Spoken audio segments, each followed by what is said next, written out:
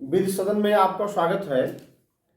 ये हमने परसों बताए थे इम्पॉर्टेंट पेपर, जो अवध यूनिवर्सिटी का एग्ज़ाम चल रहा है बच्चों का। इसमें हमने इम्पॉर्टेंट प्रश्न जो बताए थे परसों, उसमें से 8 प्रश्न बिल्कुल हमारे आए हैं जो हमने बताए थे। तो इसमें पहला प्रश्न आया है, टार्ट इज सिविल रॉन्ग, यानी अपकृत एक सिविल दोष है। नंबर दूसरा नहीं, तीसरा आया है, प्रतिनिधि दायित्व से आप क्या समझते हैं। What do you means of vicarious liability.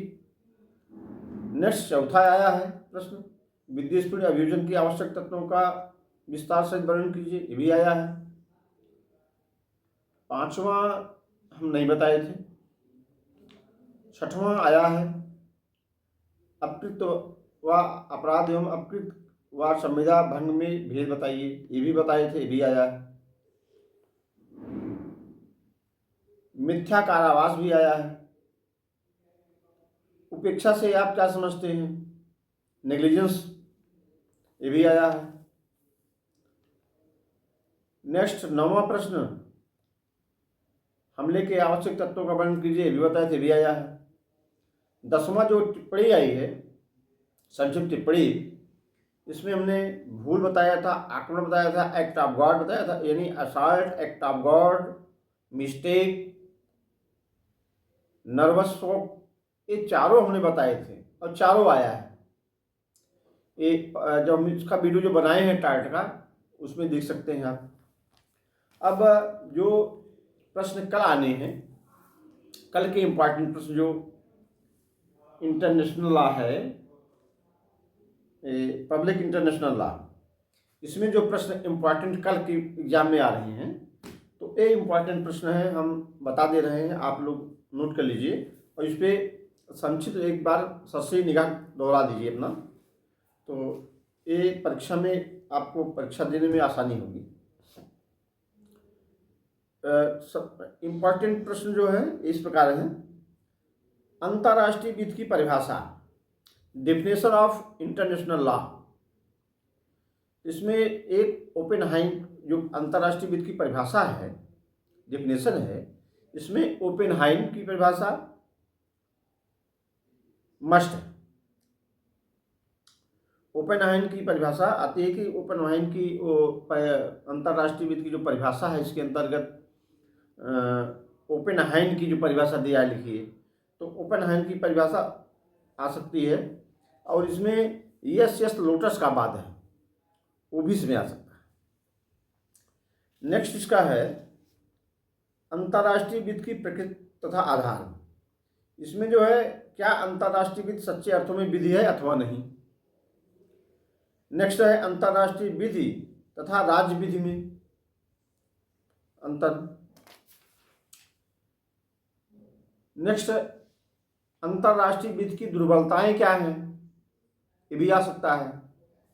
Next जो है अंतर्राष्ट्रीय वित्त के स्रोत क्या है, अंतर्राष्ट्रीय वित्त के स्रोत क्या क्या है। अंतर्राष्ट्रीय अभिसमय, अंतर्राष्ट्रीय प्रथाएं, सब राष्ट्रों द्वारा स्वीकृत वित्त के सामान्य नियम, न्यायाधिकरणों एवं न्यायालयों के निर्णय, अंतर्राष्ट्रीय न्यायिक निर्णय, ये सबके जो ये अंतर्राष्ट्रीय विधि है, इसकी सब हम वीडियो बनाए, विधि सदन में आप खोलेंगे, विधि सदन में जब क्लिक करेंगे आप, तो उसमें जब ये पूछेंगे तो अंतर्राष्ट्रीय विधि पे, तो अंतर्राष्ट्रीय विधि पे सब पे हमने वीडियो बनाए हैं और बहुत ही सटीक बनाए हैं। उसको एक बार भी जरा देख लेंगे तो बिल्कुल पढ़ने की भी जरूरत नहीं पड़ेगी। तो इसमें स्रोत जो है अंतर्राष्ट्रीय वित्त के, उसके बारे में भी हमने चर्चा किया है। अब नेक्स्ट जो है इम्पॉर्टेंट, अंतर्राष्ट्रीय वित्त तथा राज्य विधि में संबंध क्या है, relationship between international law and municipal law.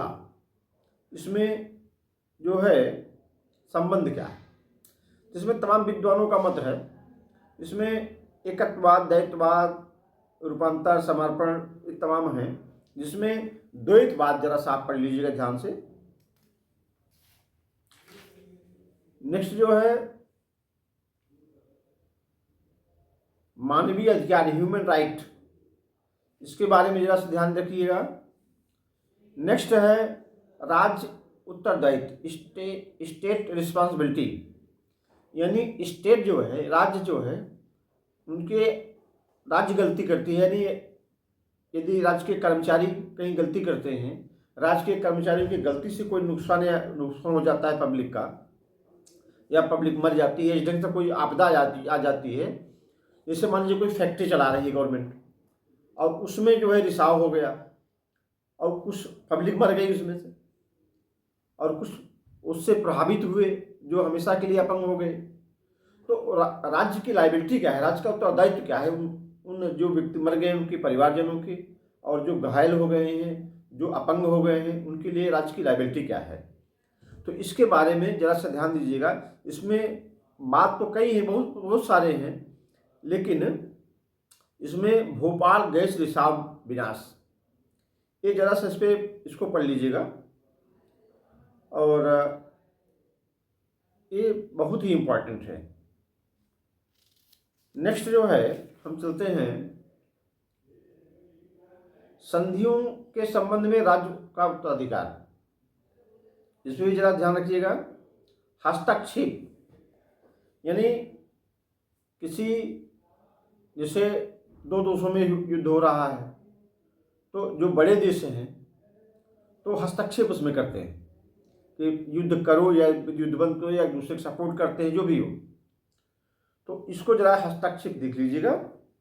इसमें जो है वियतनाम का मामला है, अमेरिका तथा कंबोडियाई में हस्तक्षेप है, जिसमें वियतनाम मामला जो है इम्पॉर्टेंट है, और पूर्व यूगोस्लाविया में संकट, बोस्निया हर्जेगोविना में मानवीय अधिकारों का उल्लंघन आदि जो हुआ उस पर, और रूस चेचन्या संघर्ष, इस पर टिप्पणी आती है बहुत हस्तक्षेप पे, और इस पे इन वादों पे जो हमने बताया है, वियतनाम का मामला, रूस चेचन्या संघर्ष, पूर्व यूगोस्लाविया में संकट, ये सब में की टिप्पणी आती है। और श्रीलंका में भारतीय प्रशांत कायम रखने के लिए जो सेनाएं भेजी गई उसकी वापसी, इस पर भी जरा ध्यान रखिएगा। और इराक का कुवैत पर जो आक्रमण हुआ था और उसमें भी हस्तक्षेप जब हुआ था जो, और कुर्द समस्या तथा अमेरिका एवं संयुक्त राष्ट्र द्वारा की गई कार्रवाई की वैधता, इसको भी जरा देखिएगा। लीबिया के विरुद्ध संयुक्त राष्ट्र अनुशासनियाँ, इसको भी देखिएगा। मतलब इसमें से कोई ना कोई आएगा पक्का 100%। और राज्य के क्षेत्राधिकार देख लीजिएगा, स्टेट जुरिस्डिक्शन, इसमें प्रत्यर्पण संधि, प्रत्यर्पण संधि जो मोस्ट इम्पॉर्टेंट हम बताते हैं कि मोस्ट इम्पॉर्टेंट है प्रत्यर्पण। प्रत्यर्पण के बारे में अलग एक हमने सेशन किया है इंटरनेशनल लॉ में, जो वित्त सदन जब आप जाएंगे तो उसमें प्रत्यर्पण जब बोलेंगे तो आ जाएगा वो। तो प्रत्यर्पण के बारे में हमने डिटेल जिक्र किया है कि प्रत्यर्पण किसका होता है, कैसे किया जाता है, कौन देश कर सकता है, कौन नहीं कर सकता है, कब देश बाध्य है प्रत्यर्पण करने के लिए, कब देश बाध्य नहीं है। तो इसके बारे में भी डिटेल चर्चा हमने किया है। तो प्रत्यर्पण जो है ये मोस्ट इम्पॉर्टेंट है। अब हम आते हैं समुद्री डाका। समुद्री डाका पे टिप्पणी लगभग आती है हवाई वित्त तथा वायुयान अपहरण में, यानी air law including aircraft hijacking. तो हाईजैक जो होता है वायुयान का अपहरण जो होता है, तो उसको जरा सा देख लीजिएगा, ये सब इम्पॉर्टेंट है। और प्रत्यर्पण तो हमने बताया ही है।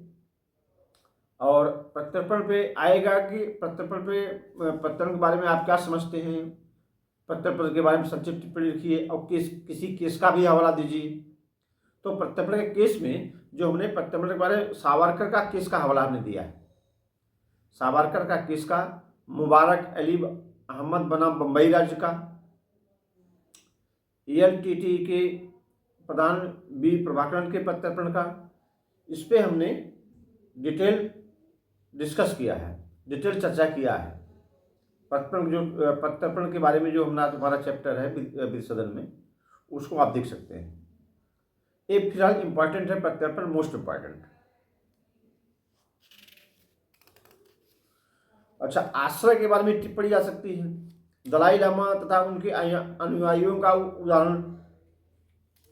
दलाई लामा तिब्बत से भारत में आए थे, शरण लिए थे, भारत ने उनको आश्रय दिया है। तो इसको दलाई लामा के बारे में भी संक्षिप्त जरा देख लीजिएगा। फिर राजनयिक संबंध यानी डिप्लोमेटिक एजेंट। राजनयिक प्रतिनिधि क्या होते हैं, किसको कहते हैं राजनयिक प्रतिनिधि, इसके बारे में भी हम चर्चा कर चुके हैं इंटरनेशनल लॉ में, इसको भी देख लीजिएगा। नेक्स्ट है संधियां, ट्रीटीज, यानी एक राज्य दूसरे राज्य यानी एक देश दूसरे राज्य से संधि होती है कि हमारी ये आपके बीच में संधियां हो रही हैं। तो इस संधियों के से आप क्या समझते हैं, संधियों पर टिप्पणी आती है। तो टिप्पणी आ सकती है।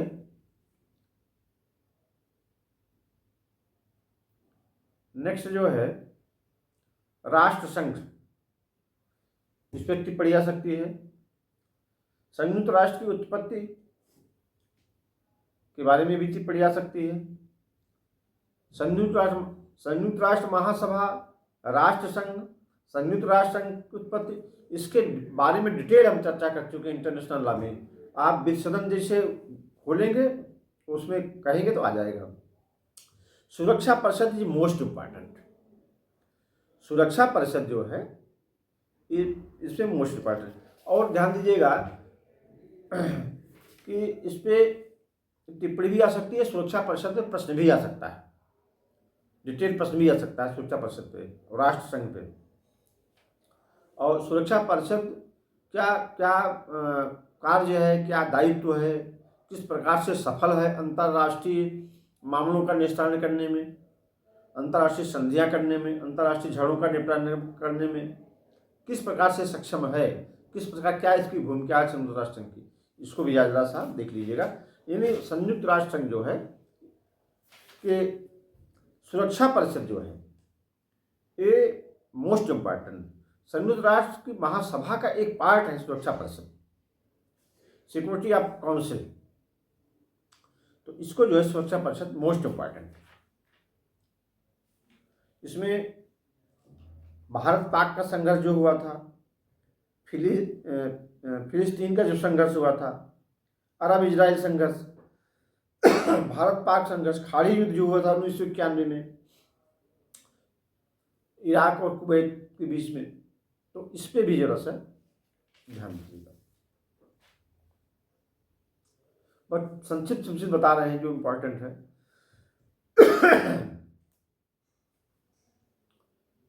न्याय का अंतर्राष्ट्रीय न्यायालय, इंटरनेशनल कोर्ट ऑफ जस्टिस, इसके बारे में आप क्या समझते हैं, तो इसको भी जरा देख लीजिए। अंतर्राष्ट्रीय न्यायालय हेग में स्थित है, इतना ध्यान रखिएगा।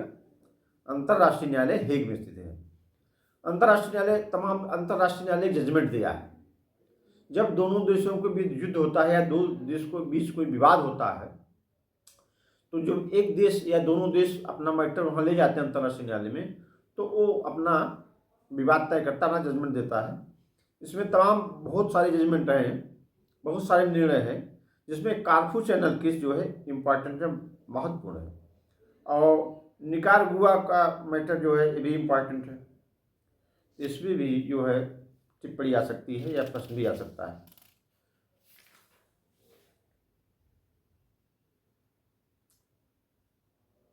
अब अंतर्राष्ट्रीय शांति एवं सुरक्षा बनाए रखना, तो इसमें सुरक्षा परिषद का क्या योगदान है, तो इस पर भी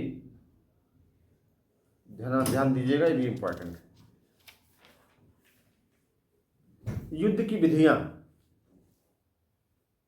इस पर टिप्पणी आ सकती है।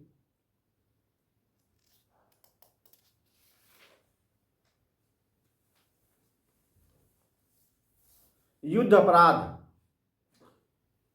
इस पर प्रश्न भी आ सकता है और टिप्पणी भी आ सकती है इसमें। जनवध यानी जेनोसाइड, इसमें भी टिप्पणी आ सकती है। इसमें बांग्लादेश का उदाहरण दे सकते हैं आप।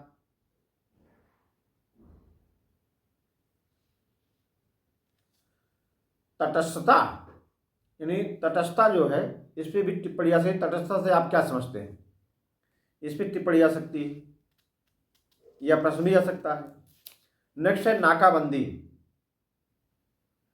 नाकाबंदी पे भी आ सकता है प्रश्न। प्राइज न्यायालय, प्राइज न्यायालय पे टिप्पणी आ सकती है, नाकाबंदी पे टिप्पणी आ सकती है, तटस्थता पे टिप्पणी आ सकती है, जनमत पर भी टिप्पणी आ सकती है, और इसमें प्रमुख वादों में दीजिएगा पुर्तगाल बनाम भारतवाद, सावरकर का केस हमने बताया ही है आपको। तो इसमें जो है ये सकती है भोपाल गैस जुड़ीसाव जो हुआ था विनाश, तो इस पर भी ये आ सकता है, इसको बता भी चुके हैं। कश्मीर समस्या, अब इसका फिर निष्कर्ष हो चुका है, लेकिन कश्मीर इस पर भी आ सकता है। ईराक द्वारा कुवैत पर अतिक्रमण तथा उसका अध्ययन, ये भी आ जाएगा। गाजा पट्टी तथा पश्चिमी तट के जेरिको कस्बे में इजराइल द्वारा फिलिस्तीनियों की स्वतंत्रता को मंजूरी। अब इजराइल और फिलिस्तीनी संघर्ष, गाजा पट्टी, इस पर भी आ सकता है प्रश्न। रूस चेचन्या संघर्ष, सोमालिया संकट, इस पर भी टिप्पणी आ सकती है। तो ये जो है पब्लिक इंटरनेशनल लॉ में एक क्वेश्चन जो है ये इम्पॉर्टेंट है।